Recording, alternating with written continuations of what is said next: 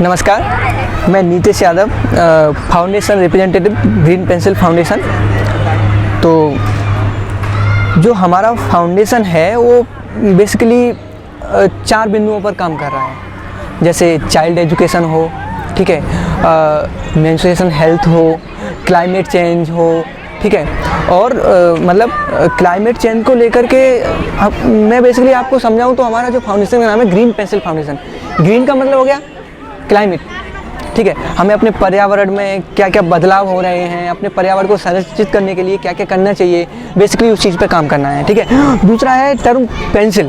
तो पेंसिल से अगर हम बात करते हैं तो हमारा सीधा सा मैसेज आता है पेंसिल से एजुकेशन की तरफ, ठीक है। तो हम पेंसिल शब्द को चरितार्थ कर रहे हैं एजुकेशन को उन बच्चों में इम्प्लीमेंट करके जहाँ पर जिनके पास कॉलेज स्कूल की पहुंच नहीं है, स्लम एरिया के हैं, जिन्होंने पता ही नहीं है कि सच्चा क्या होता है, स्कूल का चेहरा नहीं देखा स्कूल का।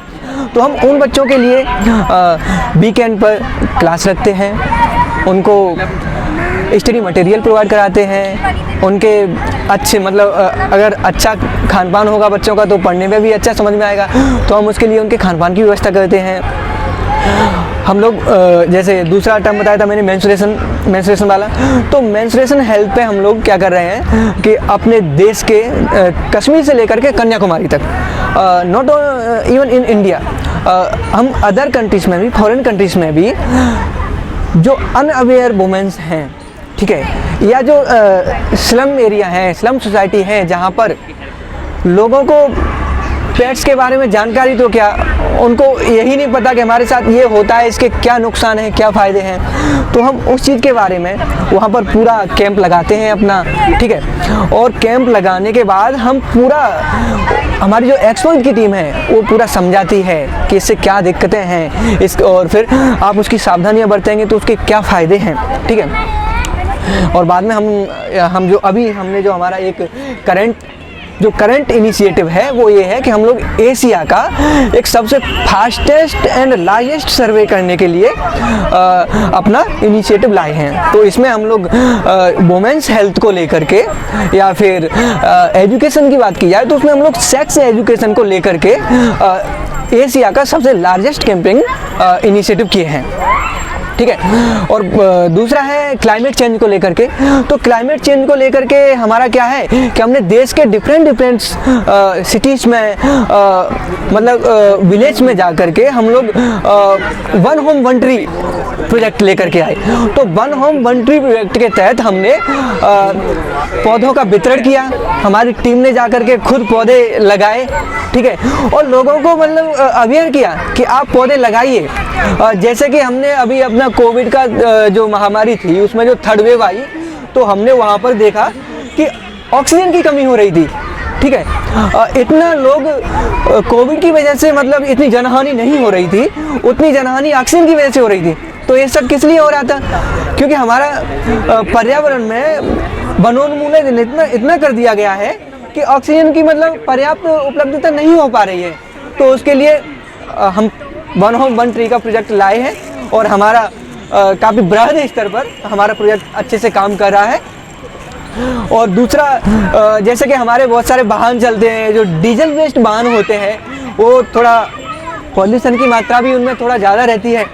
तो इसको सोचते हुए मतलब जो लोग शॉर्ट डिस्टेंस पे, जैसे किसी को अपना 2 किलोमीटर दूर जॉब करने जाना है, तो अक्सर क्या होता है, हमने देखा है कि जो महिलाएं होती हैं, जो कामगार महिलाएं होती हैं, वो छोटी छोटी दूरी पर जाती हैं। जैसे किसी को 1 किलोमीटर जाना है, किसी को 2 किलोमीटर जाना है, तो वो उन वाहनों का प्रयोग ना करें जो पॉल्यूशन में मतलब अपना योगदान दे रहे हैं। तो हम लोग वुमेन्स को साइकिल चलाने का ट्रेनिंग दे रहे हैं, उनको साइकिल चलाना सिखा रहे हैं। और बाद में हम अभी एक प्रोजेक्ट लाएंगे जिसमें हम लोग पूरे देश भर में 5000 साइकिल का वितरण करेंगे, जिससे क्या है कि महिलाओं का जो उनका जो खर्चा आता है वो अपना डीजल वेस्ट वाहनों में अपना यात्रा करने का, उसमें कमी आएगी, जिससे उनकी अपना आमदनी को संरक्षित करने में थोड़ा योगदान मिलेगा।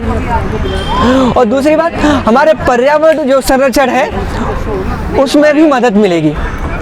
क्योंकि साइकिल पॉल्यूशन नहीं करती है। और सबसे मतलब अगर हम लोग अपना ट्रांसपोर्टेशन की बात करें तो साइकिल है वो सबसे सस्टेनेबल है, ठीक है।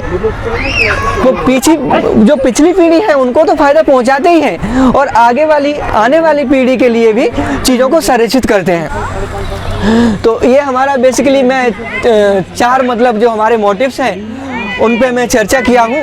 और मतलब हमारी पूरी देश भर में सिटी हेड्स और हमारे डिफरेंट जो कैंपेन्स हैं उनके हेड्स मिल करके इन सब पे कार्य कर रहे हैं। और हमारी एक टीम अलग से है जो जिन चीज़ों की मतलब समाज में ज़्यादा अवेयरनेस की ज़रूरत है वहाँ पर हम लोग शोध कर रहे हैं अपना खुद। मतलब हमारी टीम रिसर्च करके कुछ नई चीज़ें निकालने की मतलब हमेशा उनकी फितरत में ऐसा आ गया है कि और नई चीज़ें हम क्या ला सकते हैं, हम लोग सोसाइटी को ऐसा क्या दे सकते हैं जो अब तक नहीं दिया गया है। क्योंकि जागरूकता ही ना, जागरूकता ऐसी चीज़ है जो हर चीज़ को बदल सकती है। अगर समाज को मतलब कोई भी नई चीज़ लानी है तो जागरूकता लाना पड़ेगा। यही सबसे मतलब मूल एंड परम धर्म है। और बाकी का कहते हैं ना, यदा यदा धर्मस्य ग्लानिर्भवति भारत। तो ये वाली जो लाइन है वो जब मैं अपनी टीम को देखता हूँ, जब मैं अपने फाउंडेशन के साथियों को देखता हूँ, तो जो श्री कृष्ण ने कहा था ना कि जब पृथ्वी पर कोई गलत काम होगा या कुछ समस्याएं बढ़ेंगी तो भगवान अवतार लेंगे। तो आज जो समस्याएं हैं उनको ओवरकम करने के लिए हमारी टीम आगे आ रही है। तो मेरी नज़र में मेरी टीम का हर एक सदस्य मेरे लिए मेरे सामने एक ईश्वर के प्रतिरूप के समान है। और मैं जब भी देखता हूँ तो यदा यदा धर्मस्य ग्लानिर्भवति भारत वाले जो श्री कृष्ण का अर्जुन को संबोधन था उसको ही लेकर के अपने आप को आते विभूत करता हूँ। और मेरा ऐसा मानना है, मेरी उम्मीद है, मेरी आशा है, मेरी आकांक्षा है कि जल्दी ही हम लोग अपने जो भी हमारे 4 जो मुख्य उद्देश्य चल रहे हैं उनमें हम लोग सफलता प्राप्त करेंगे। और ग्रीन पेंसिल फाउंडेशन अपना एक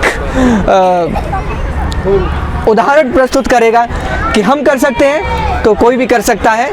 जय हिंद।